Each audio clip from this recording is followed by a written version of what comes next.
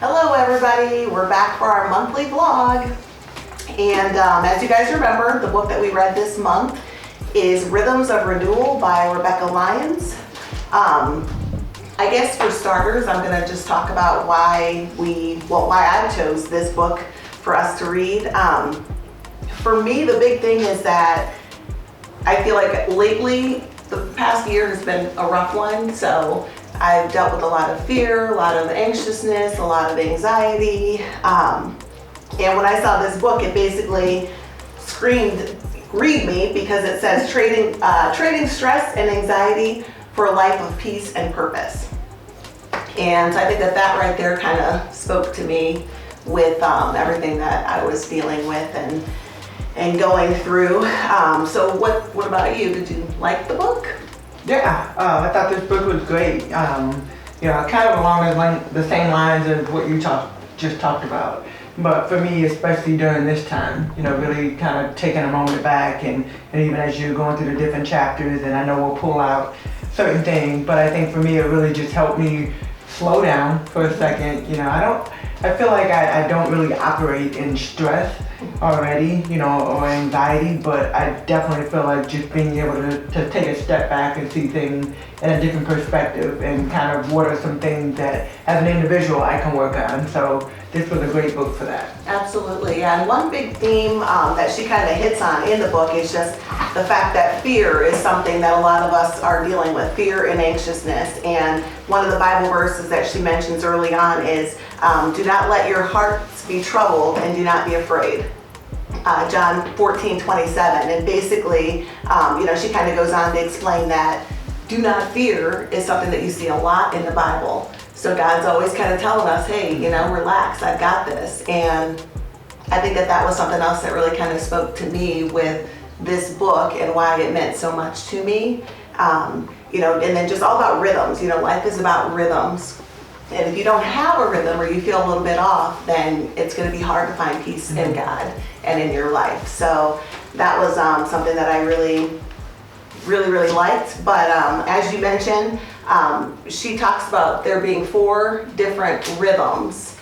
And those 4 rhythms are rest. Rest is the first one, and rest is more so our spiritual life. The first 2 rhythms are input rhythms. So our spiritual life, our inner life, just the importance of resting in God, taking that quiet time. What did you think about that first rhythm? Yeah, I like the rest rhythm, and there were basically seven different topics underneath rest, but the one that really got to me was stop the work. And because I love what I do, because we get a chance to from Pitch Sports Entertainment, working with the Fever, to Catch the Stars, the foundation work that we do, to Tease Me Cafe, to hanging out with our family and just being able to do a lot of really fun things. I think for me, being able to practice Sabbath and going through the Bible, and it constantly talks about God having a day of rest. And so what I try to do now, and even with social media, I try to at least take one day, 24 hours, where I don't post, and that I'm really trying to get away from, really the social media aspect. And then I think from work-wise, trying to take a step back too. And it's okay to, binge watch TV shows and cook some different recipes and just do a lot of fun things, not necessarily having to work all the time. Good for you. I'm glad you got I'm trying. Absolutely. So then the next rhythm is going to be restore. And restoring is all about our physical life, our active life, taking care of your body, some of the rhythms and habits that you have, eating well, exercising, taking walks, those sorts of things.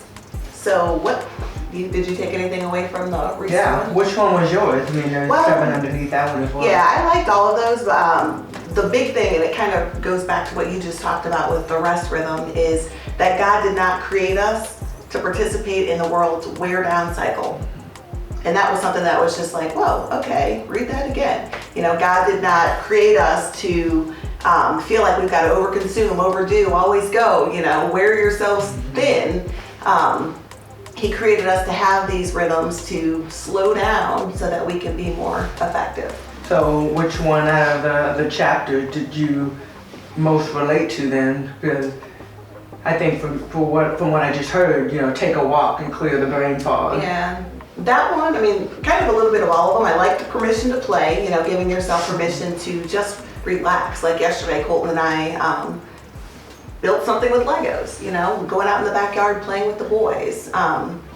Just giving yourself, I think as adults, you're kind of like, okay, I gotta work, I've gotta be serious all the time, I've gotta do this, I've gotta do that, but really just kind of letting yourself know that it's okay. Yeah. You don't always have to be on, you can be off and just kind of shift to do things to kind of nourish your inner self. Yeah, and I would say for me, really throughout the course of the day, like I look for that time to really not necessarily take a walk, but my bike ride.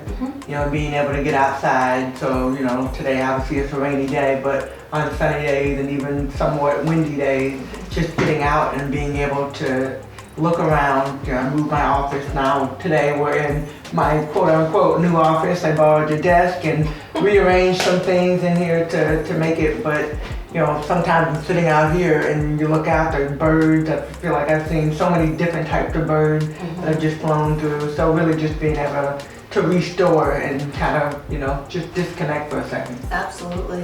Yeah, and I think kind of along the lines of what you said, another one that I really pulled from this particular section was just finding your identity in Christ, knowing who you are in Christ. I think that in our society, it's so much like, oh, well, I'm a professional athlete, or I'm a this, or I'm a that, and I think that we equate who we are with what we do, instead of looking a little bit deeper and looking at what God says I am and we are.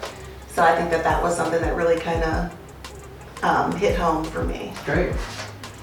So then when you look at the next rhythm, what are your thoughts on the connect rhythm? So the first two rhythms we talked about were input rhythms, rest and restore. So then the next two rhythms are going to be more output rhythms. So once you've rested and restored, the next one would be Connect. Connect. And connecting is all about kind of social life, your relational life, and just building meaningful connections. And that was one that kind of made me feel a little bit convicted. I don't know about you. Yeah, I would definitely say convicted was one of them, but and you can go down the line for each chapter and you can pull something out of there. But I think the one that hit home to me probably the most was just the apologize first, and not always having to be right, and challenging the people that you're supposed to be talking to, or your friends, relationship that you have, even my marriage, sometimes wanting to be, I'm right, but really being able to take the initiative to apologize first, make the apology, move forward, and I think overall it just causes, just a better environment. And I think too, one of the things that I know I'm kind of guilty of is you get so busy that you're almost too busy to connect, so you kind of put some of those connections and those friendships and those things that you should be focusing on and giving more energy to, you put those things on the back burner. So when I looked at this, I was kind of like, okay, you gotta, do a better job of being more intentional. At one point I did a much better job of hosting little parties and get-togethers and having people over and doing things, but over the last couple of years, my weekends are sitting in gyms or going here, going there, practices. If I have nothing to do on a weekend, I want to do nothing. But that whole open door policy, entertaining, hospitality, inviting people in to connect, that's something that I'm going to be more intentional about moving forward. Yeah, I think for me it's more like the friendships too, being more and taking more of an initiative, because sometimes, like you said, you just get so busy and it's like, oh, I'll reach out to them later, I'll figure something else out later. But being more intentional, because as you get older, like when you're younger, it's all about, oh man, I got all these friends and all these people to hang out with, and then as you get older and you go through different phases of life, some friends stay, some friends don't, but the ones that stay are the ones that, you need to nurture those relationships, and almost like a marriage, you need to make sure that you're putting in and not just always receiving. So being able to take more of an initiative to reaching out to our friends. Absolutely. And then that final rhythm is going to be create, which I really liked this one. Using the specific gifts and talents and skills that God gave you to bless other people and to create. So this was a good one. I really liked this one. Which one did you like?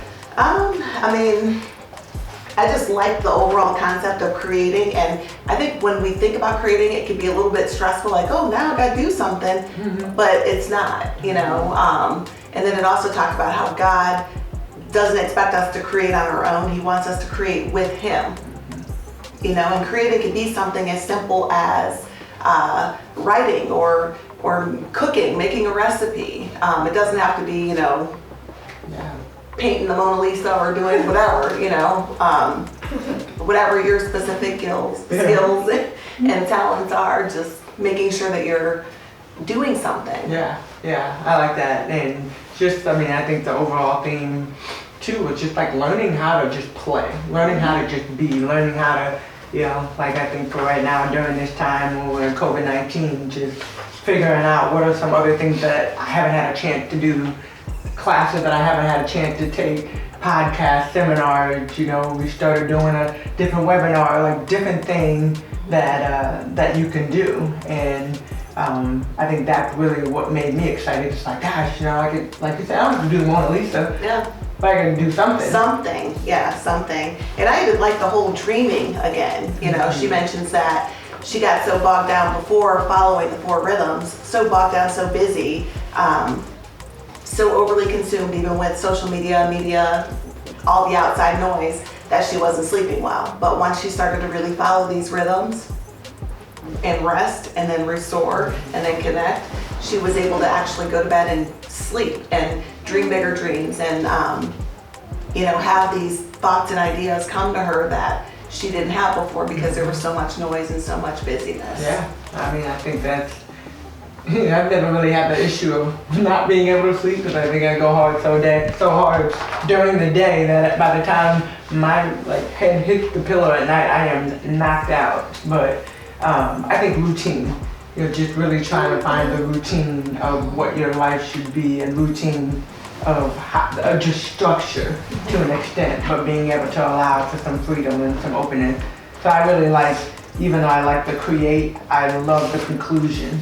You know, where it just talks like you were made for this and you were made to do all of this, but you're made to just, you know, like pulling together, how do we make an impact and how do we continue to just, you know, like impacted my word. So how do you make an impact on this world, not just your own life and your community and your city and your state, but just from a global standpoint.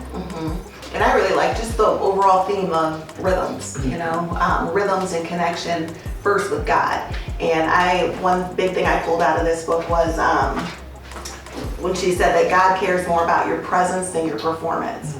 And that was another like, aha, okay, that makes sense, you know. He just wants you to connect. He just wants you to rest in Him, to know that you can put your struggles and your fears and your anxiety and all of that stuff, give it to Him and let Him, you know, handle it. So yeah, there were a lot of good takeaways from this book, but I just I love the idea of just being more in rhythm and being more intentional about that. You know, we talked before about mornings, you know, and what my mornings look like. If my mornings aren't just as she outlines in here, you know, quiet time, my candle, my hot tea, my journal, my devotional books, my Bible. If I don't start my mornings like that, my days could be a mess. So just being intentional about that. Structure. Yeah, having your morning structure. And I think a lot of, especially right now, a lot of people are struggling with trying to figure out what that structure looks like and trying to figure out, I mean, you know, I look at just my life as a professional basketball player to what my life is now. And I think even I am at the point where I'm still trying to figure out, you know, like I was just getting to a point where I knew what my schedule looked like, I knew what my structure, and then COVID-19 happened, and now you're working from home and trying to figure out what your schedule and how you structure your day. And if you're not used to that, you know, you're not used to working from home and having the access and having your computer set up all the time, and you can get lost in your day. But I love, like, that's probably the takeaway for me from this book overall, is just really trying to find my own routine and find what works for me, because what works for you is not going to work for me, and vice versa. So just trying to find that structure. Absolutely. The rhythm. The rhythm. Yes. Yes. So we are officially, if you have not had a chance to check out Rhythms of Renewal by Rebekah Lyons, I would definitely advise you guys to check it out and go grab you a book. But as we look ahead to the next month, Yes, ma'am. next month we are so excited. So last week we did a soft launch on our newest book with Catch the Stars Foundation. Yes, I have to rep my shirt today. And oh my gosh, got the same shirt on. What? I know. But the new book for next month is Shoot for the Stars, a playbook for teens and tweens. And Ty, what do you want to tell us about this book? Well, I should let you tell us about this book. No, it's just very exciting. We do, through the foundation, we do a lot of mentoring programs.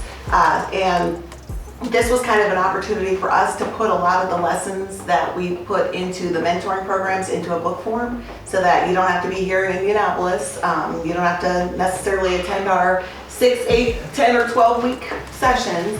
You can purchase this book and kind of do it at your own speed. But the big thing in it is just Tamika, I'll let you read it, Tamika's 6 rules. 6 rules to help you shoot for the stars and win at the game of life.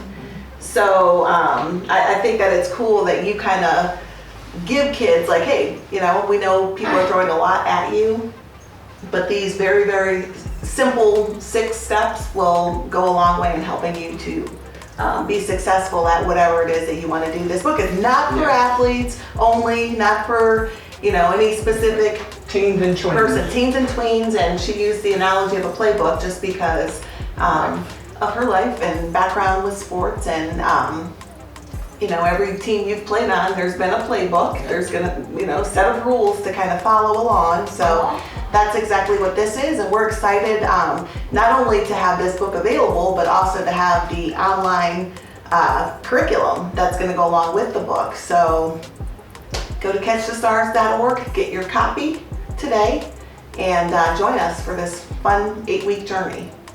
Yep, so we are so excited to be on this journey. So Shoot for the Stars, like Ty said, we're going to start an 8-week journey, and we will be participating and kind of doing a weekly check-in with the kids that teens and tweens that want to go on the journey with us. So a lot of really cool activities, and one thing that I would definitely stress is, while this is for teens and tweens, I think this is really a great opportunity even for parents. For parents to be able to work with their kids and kind of reconnect. And I think even for me, like as I've gone through and gone back and forth and reading everything and proofreading it to try to make sure everything was right, there's a lot of different activities in here that even as adults we can do. But the session that we do online will be specifically for teens and tweens. So I know we love you parents and we love the adults, but we got something else for you later on. All right? So until we meet again next month, we will recap Shoot for the Stars and do another book. But along the way, we look forward to having all your teens and tweens join us in the curriculum. So stay tuned. See you guys next month. See you next month.